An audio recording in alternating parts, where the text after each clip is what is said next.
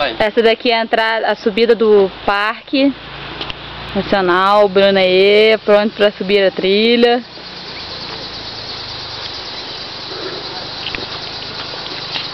Ó, aqui tem várias trilhas, como vocês podem ver aí, ó.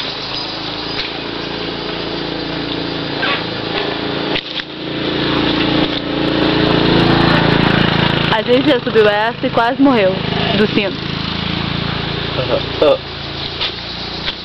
E essa daqui é a trilha que a gente vai mostrar agora. Aí.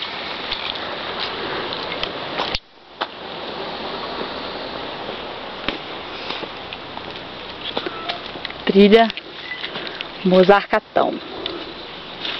Ela tem, ó, quanto que ela tem? 1 quilômetro e pouco.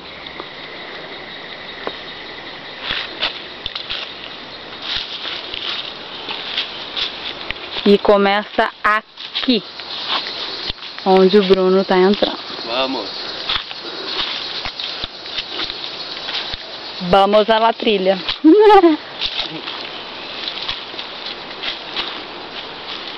Essa entrada, ó, chiquérrima. Chiquérrima, chiquérrima. E subindo aí é a nossa trilha Mozarcatão, tá? Nível de dificuldade é de leve a moderado. Acabei de falar.